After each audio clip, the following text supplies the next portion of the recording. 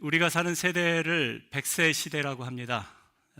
Those who are able to access to any kind of translation service online, would you turn it on and listen to my sermon in your own language, English, whatever it is. So 한국말로만 전하도록 하겠습니다. 일론 머스크가 이 뉴럴링크를 사람의 이 뇌에다 심으면 사람이 뭐라 그럴까요? 뇌졸중도 안 걸리고 치매도 안 걸리고 지금보다 훨씬 더 오래 살 수 있을 것이다. 더 오래 우리가 장수하며 사는 시대를 우리가 기대할 수 있죠. 그런데 성경은 사람은 누구나 다 죽는다고 합니다. 이 성경 창세기에 보면은 아담의 족보가 기록되어 있는데 그 족보에 보면은 보통 아담이 930살 살았고 사람들이 보니까 900살 이상씩 살았고 어떤 사람은 무두셀라라는 사람은 969살까지 살았어요. 그러니까 평균 나이가 900살 이상입니다. 그럼 성경이 그들이 장수하였더라라고 기록한 게 아니라 그렇게 오랫동안 살아도 아담의 족보에서 강조하고 있는 것은 그들도 죽었다라는 거예요. 그러니까 우리가 백수를 하든 천수를 하든 사람은 다 죽습니다. 죄 때문에. 죄 때문에 사람은 죽음이라는 결과를 맞이할 수밖에 없습니다. 우리가 읽은 이 고린도전서 15장은 부활장이라고 알려져 있죠. 부활장이라고 알려져 있지만 사실은 죽음, 사망, 죽다 이런 단어들이 무려 25번이나 기록이 되어 있어요. 그리고 이제 부활에 관련된 다시 살다, 부활하다 이런 단어가 24번 기록이 되어 있습니다. 그러니까 죽음이 부활보다 한 번 더 기록이 더 되어 있는 것으로 봐서 부활장이 강조하고 있는 것은 죽음이에요. 우리가 부활을 살기 위해서는 죽음의 실체에 대해서 알 필요가 있습니다. 사도 바울은 고린도전서 15장에 26절에 보면 나중에 멸망받을 원수는 사망이니라. 우리의 원수가 사망이래요. 그런데 그 원수는, 사망이라는 원수는 반드시 멸망받을 것이다. 그렇게 말씀하고 있습니다. 왜 사망이 우리의 원수입니까? 왜냐하면 사망은 우리를 고통 가운데 죽게 하는 몬스터, 괴물이기 때문에 그렇습니다. 사람은 누구나 다 이 괴물에 의해서 죽습니다. 병들어서 죽는 것도 아니고 나이가 많아서 죽는 것도 아니고 사실은 이 사망이란 권세에 사로잡혀서 죄 때문에 죽는 것입니다. 연로하신 어르신들이 병들지 않고 오래 사시는 그렇게 사시기를 바라고 그렇게 사시다가 돌아가시는 분들은 호상이라고 하잖아요. 호상, good death, 좋은 죽음입니다. 그런데 사실 성경적으로 보면 호상은 없어요. 아무리 백수를 살다가 편안하게 우아하게 돌아가셔도 하나님 보시기에는 호상이 없습니다. 다 비참한 죽음이에요. 왜냐하면 죄 때문에. 죄의 삭은 사망이에요. 하나님의 은사는 그리스도 예수 우리 주 안에 있는 영생이니라. 분명히 죄의 삭은 사망이기 때문에 호상은 없습니다. 예수님께서 나사로의 무덤 앞에서 우셨습니다. 왜 우셨을까요? 나사로가 너무 일찍 죽어서 사랑하는 이를 잃고 슬피 우는 그 가족들을 보니까 너무 슬퍼서 그래서 예수님이 우셨을까요? 그렇지 않습니다. 죽음이란 실존 앞에서 죄 때문에 죽을 수밖에 없는, 사망 권세에 매여서 죽을 수밖에 없는 사람들이 우는 걸 보고 예수님이 너무나 비통히 여기신 거예요. 그래서 우신 것입니다. 여러분, 오래전에 우리 한국 드라마 중에 인기 쳤던 그런 드라마가 하나 있었는데 모래시계라고 혹시 기억이 나시나요? 모래시계? 터프가이 이 최민수 씨가 그 조폭의 두목, 보스였는데 결국 사형 집행을 받게 되죠. 그리고 사형 집행을 받고 이제 형 집행을 받으러 끌려갈 때 그때 친구였던 검사 이 박상원 씨 앞에서 뭐라고 얘기합니까? 나 지금 떨고 있니? 엄청 떨었어요. 제가 보니까 사시나무 떨듯이 벌벌벌 떱니다. 그 무서운 깡패 두목이 조직 폭력배였던 최민수 씨가 그렇게 사시나무 떨듯이 죽음 앞에서는 어쩔 수가 없는 거예요. 그러면 우리 주님은 죽음을 어떤 관점으로 보실까요? 우리는 죽는다고 얘기하지만 우리 주님은 잔다라고 말씀하세요. 나사로의 죽음 앞에서 사람들이 헌화하고 우니까 우리 친구와 나사로가 잠들었으니까 내가 가서 그를 깨우러 가겠다, 그렇게 말씀하셨고요. 또 마가복음 5장 회당장 야이로의 딸이 죽었을 때도 어찌하여 떠들고 울고 있느냐, 그 아이는 죽은 것이 아니라 자고 있다. 죽음을 잠으로 예수님은 말씀하셨어요. 이렇게 예수님의 그 죽음에 대한 기준이 우리랑은 확연하게 다르다라는 것을 우리가 알 수 있습니다. 빌리 그레햄 목사님의 아내였던 루스 그레햄 이 여사께서 이제 돌아가실 때 그 묘비명에 이렇게 쓰여져 있다고 하죠. End of construction. Thank you for your patience. 무슨 말입니까? 공사 끝. 나를 참아주셔서 감사합니다. 나에게 인내해 주셔서 감사합니다. 그리고 우리 1세들에겐 아주 익숙한 그 한자가 마니먼트에 딱 기록이 되어 있죠. 새겨져 있죠. 뭡니까? 의. 한자는 상형 글자라고 하잖아요. 그래서 어떤 그 모양을 상징하고 있습니다. 의가 어떻게 구성이 되어 있습니까? 양자에다가 아자가 밑에 있죠. 하나님의 어린 양, 우리 죄를 대속하기 위해서 십자가에서 죽으신 어린 양의 보혈로 깨끗하게 사함받는 그 여사는 결국 하나님의 의를 드러내고 있어요. 자기 의가 아니라 하나님께서 하신 일, 예수 그리스도를 통해서 나를 구원하신 그 일이 이제는 under construction이 아니라 end of construction. 이제 공사 끝이라는 거예요. 하나님께서 이루신 구원에 참여하게 되었다라는 것입니다. 루스 그레함 여사는 그날을, 죽는 날을 end of construction이라고 했어요. 공사가 끝나는 날, 하나님의 의가 이루어진 날, 그날이 저와 여러분의 날이 되시기를 축복합니다. 오늘 사도 바울은 부활에 대해서 감격하면서 이렇게 말씀합니다. 그리고 부활을 우리가 살아내기 위해서, 부활의 삶을 살기 위해서 세 가지를 우리에게 말씀하고 있어요. 그 첫 번째, 부활의 삶을 살아가는 우리에게 필요한 것은 뭐냐면 마음에 감격이 있어야 돼요. 예수 부활, 나의 부활, 예수 승리, 나의 승리라는 사실을 믿음으로 선포하고 그 승리의 감격으로 살아야 한다는 것입니다. 57절에 보면 우리 주 예수 그리스도로 말미암아 우리에게 승리를 주시는 하나님께 감사하노니, 감사돼요. 이 사망 권세라는 괴물에 사로잡혀서 인류 역사상 살아남은 사람이 하나도 없었는데 예수 그리스도의 승리로 말미암아 내가 죽지 않고 살아난 것에 감격하는 거예요.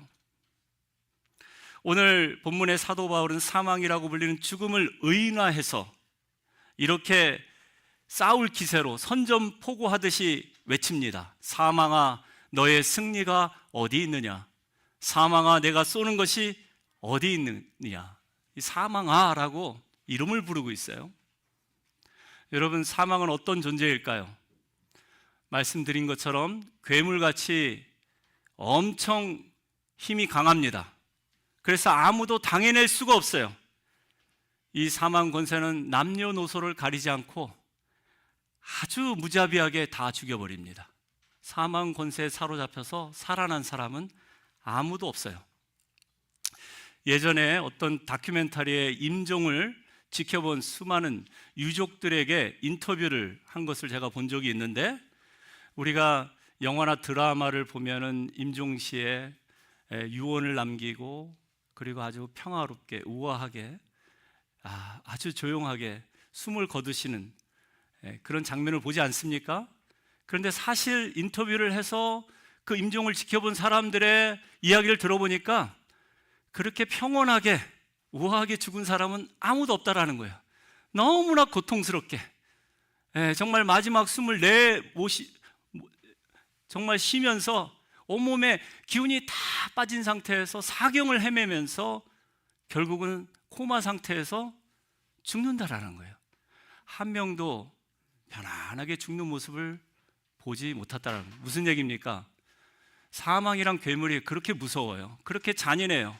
우리를 고통스럽게 죄 가운데 죽이고 결국 지옥이란 목적지까지 우리를 끌고 가는 존재가 사망이란 괴물이라는 것입니다. 그리고 이 사망은 죄라는 독침을 가지고 있는데 이 독침에 맞으면 다 죽습니다.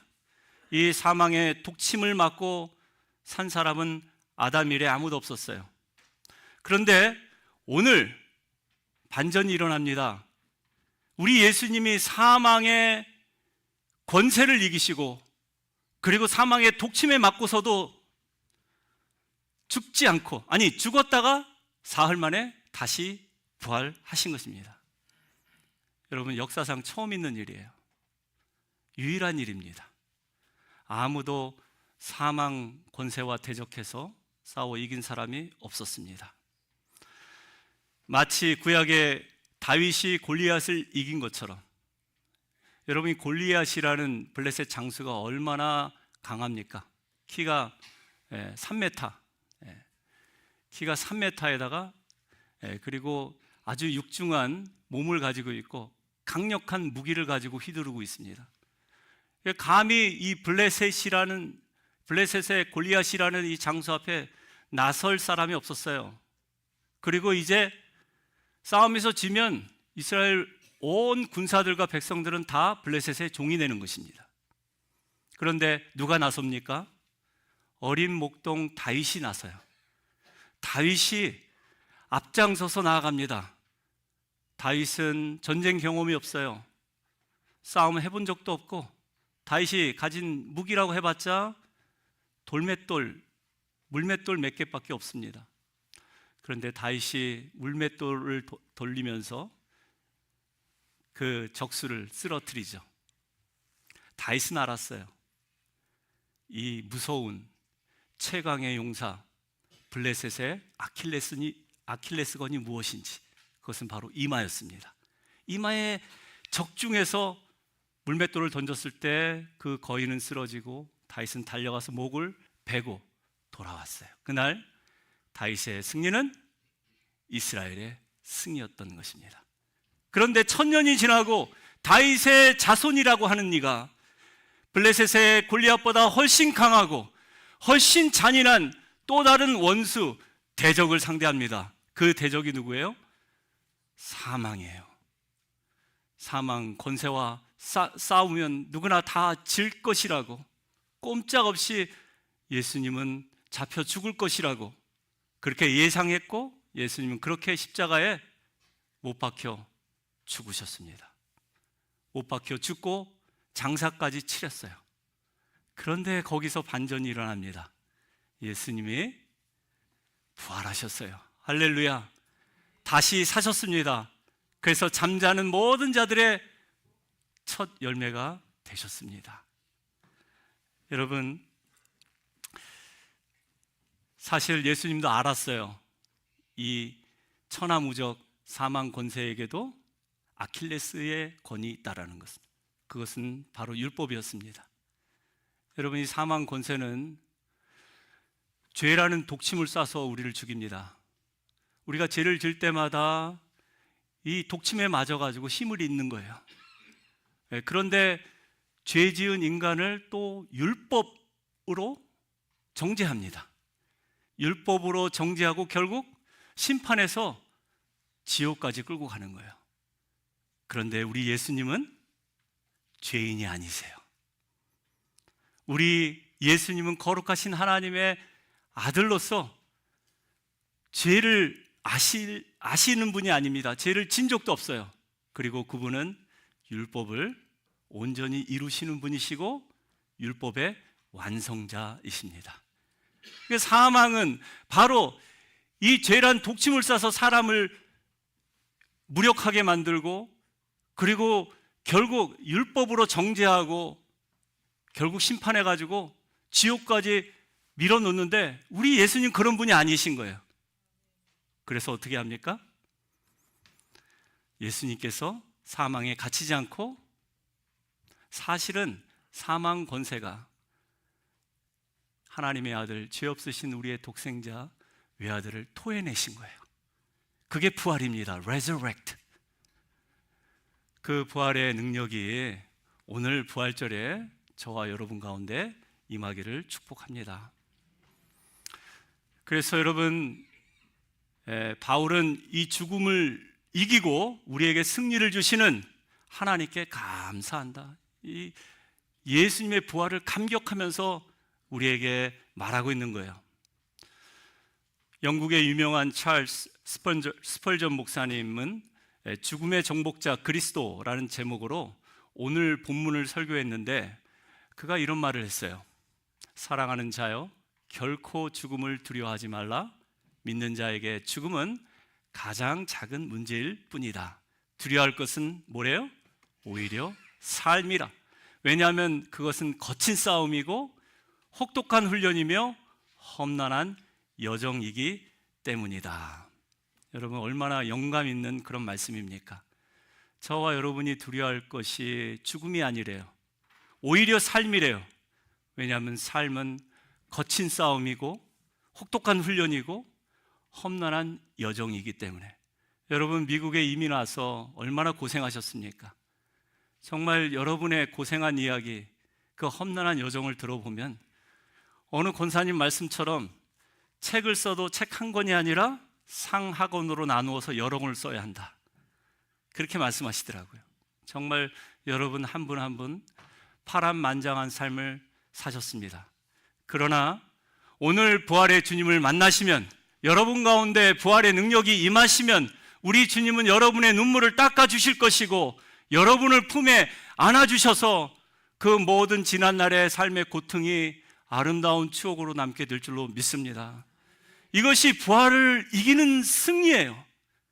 이것이 죽음을 이기는 승리고 소망 속에 살아가는 우리의 위대한 믿음인 줄 믿습니다. 두 번째, 우리에게 필요한 것은 흔들림 없는 견고한 믿음입니다.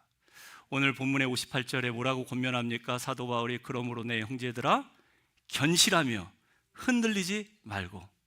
견실하며 흔들리지 말래요. Stand firm, let nothing move you. 왜 이런 권면을 합니까? 고린도 교회가 흔들렸거든요.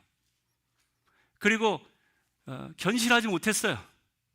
그래서 계속 싸우고 다투고 이단 논쟁에 휘말리고 정말 세속적이고, 이러한 교회를 바로잡기 위해서는 부활을 살라고 얘기하는 거예요.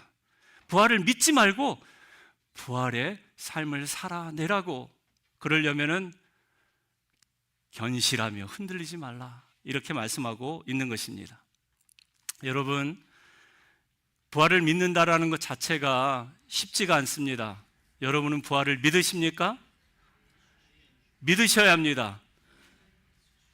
그런데 이게 믿어지지가 않아요. 제자들조차, 주님의 제자들조차 부활하신 예수님을 믿지 못해서 유령이라고 했고, 또 의심해서 예수님의 그 손에 못 박힌 못자국, 허리에 창자국에 내가 손을 집어넣어야지 알겠다고 그런 의심하는 제자들도 있었습니다. 그러니까 그 의심 많은 제자들, 믿지 못하는 제자들, 그리고 우리들에게 안타까운 마음으로 우리 주님께서 우리에게 하시는 말씀, 고린도전서 15장 17절부터 19절까지만 우리 같이 한번 읽어보도록 하겠습니다. 그리스도께서 다시 살아나신 일이 없으면 너희의 믿음도 헛되고 너희가 여전히 죄 가운데 있을 것이요 또한 그리스도 안에서 잠자는 자도 망하였으리니 만일 그리스도 안에서 우리가 바라는 것이 다만 이 세상의 삶뿐이면 모든 사람 가운데 우리가 더욱 불쌍한 자이니라. 우리 믿음이 다 헛되대요. 부활이 없으면, 우리가 정말 부활을 믿지 않으면 믿음도 헛되고 우리는 여전히 죄 가운데 있을 테이고 그리스도 안에서 잠자는 우리 믿음의 선배들도 다 망한 거래요. 그리고 이 세상이 전부라면 우리가 이 세상에서 가장 불쌍한 자다, 그렇게 말씀하고 있습니다. 맞는 말이죠. 여러분, 예수님의 부활이 없다면 여러분이 이렇게 예배를 드리고 찬양 드리고 기도하고 불신자들에게 전도하고 어려운 자 구제하고 선교하고 하는 그 모든 일들, 여러분 다 헛일입니다. 아무 소용이 없는 일입니다. 우리는 다 망한 사람이고 또 세상에서 가장 불쌍한 사람 맞습니다. 그러나 분명한 사실은 우리 주님 부활하셨습니다. 이 부활의 사건은 역사적인 사건이에요. 그리고 정확무오한 성경이 이를 증언하고 있습니다. 고린도전서 15장 20절 같이 한번 읽어볼까요? 그러나 이제 그리스도께서 죽은 자 가운데서 다시 살아나사 잠자는 자들의 첫 열매가 되셨도다. 할렐루야. 죽은 자 가운데서 다시 사셨대요. 이거는 역사적인 사건이래요. 그래서 잠자는 모든 자들, 그리스도 예수 안에서 죽은 모든 자들에게 부활의 첫 열매가 되셨다. 사랑하는 성도님들, 오늘 부활주의를 맞이하여 여러분 가운데 혹시 아직도 부활을 확신하지 못하는 분이 계십니까? 교회를 여러 해 다니면서 열심히 믿어보려고 했는데, 기도도 열심히 했는데 정말 예수 부활이 나의 부활처럼 믿겨지지 않고 예수 승리가 나의 승리처럼 믿겨지지 않는 분 혹시 한 분이라도 계십니까? 여러분, 믿으셔야 합니다. 우리가 믿기 위해서 성경 많이 읽고 기도 열심히 하고 제가 믿으라고 해서 여러분 믿어집니까? 아닙니다. 부활은 살아내는 것입니다. 아까 우리 목사님 말씀하신 거 정말 아주 참 도전적인 그리고 아주 감동적인 그런 성경 해석이라 하는 생각이 들었어요. Resurrection first, suffering next, 그 다음에 죽음, death. 정말 그게 마음에 들었어요. 여러분, 우리가 부활의 확신이 있으면 어떤 환난과 고통도 이겨낼 줄로 믿습니다. 그리고 그 죽음은 죽음이 아닌 거예요. 우리에게는 영생의 시작입니다. 그 영생을 우리가 죽음으로 받아들이는 것뿐이에요. 그래서 여러분, 오늘 부활의 삶을 사는 저와 여러분들은 이제는 이 예수 그리스도의 부활의 사건을 믿고 예수 부활의 영이 지금 나에게 임하기를 간절히 기도해야 합니다. 솔직히 기도해야 돼요. 주님, 아직도 나는 부활이 믿어지지 않습니다. 나의 부활도 믿어지지 않아요. 그러니 주님, 나에게 믿음 주시옵소서. 나의 마음을 열어주시고 나의 눈을 열어서 부활하신 주님을 보게 하시고 그 주님의 음성을 들을 수 있도록 주님, 나에게 은혜를 베풀어 주시옵소서. 이런 마음 우리가 기도한다면 반드시 주님의 부활을 경험하게 될 줄로 믿습니다. 마지막 세 번째, 부활을 사는 것은 어떤 것일까요? 항상 주의 일에 힘쓰며 사는 것입니다. 58절 하반절 또 한번 읽겠습니다. 항상 주의 일에 더욱 힘쓰는 자들이 되라. 이는 너희 수고가 주 안에서 헛되지 않은 줄 알미라. 여러분, 우리가 정말 예수 그리스도의 부활을 믿게 된다면, 그리고 그 부활이 나의 부활이라면 이제 모든 일에 항상 언제나 주의 일에 힘쓰는 자가 됨을 믿으시기 바랍니다. 그리고 그 모든 수고는 주 안에서 헛되지 않음을 믿으시기 바랍니다. 여러분, 그래요. 우리는 부활의 주님을 만났고 또 부활의 영이 우리에게 오늘 임한다면 우리의 삶의 목적이 달라집니다. 그것은 이제 주를 위하여 더욱 힘쓰는 삶이 되는 것입니다. 메시지 성경을 쓰시고 영성에 관한 많은 책을 저술하신 유진 피러슨 목사님 몇 해 전에 소천하셨는데, 그분이 마지막으로 죽기 전에 쓴 책이 부활을 살라라는 책이에요. 오늘 설교 제목이랑 똑같죠? 부활을 살라. 예, 영어로 보니까 practice resurrection입니다. 예, 부활을 연습하라, 부활을 훈련하라, 예, 부활을 살란 그런 고백이죠. 그는 부활을 이렇게 설명합니다. 한번 읽어볼까요? 부활이란 경외감을 가지고 바라보는 풍경이 아니며 매일 살아내야 하는 삶이다. 먹고 자고 일하고 쉬고 사람을 만날 때 하나님의 백성다운 삶이 부활을 살아내는 신자의 삶이다. 여러분 동의하십니까? 그러니까 우리가 부활을 사는 것은 특별한 일이 아닌 거예요. 그저 매일 살아내는 삶의 연속입니다. 먹고 또 자고 일하고 쉬고, 예, 우리가 일상생활을 하면서 그냥 부활을 살아내면 되는 거예요. 그게 우리의 일상이 되어야 한다고 강조합니다. 이것을 우리의 삶에 적용해 본다면 뭐가 있습니까? 여러분의 경제활동, 그리고 직장일, 가정일, 비즈니스를 경영하는 일, 공부하는 일, 이 모든 것이 다 포함되겠죠.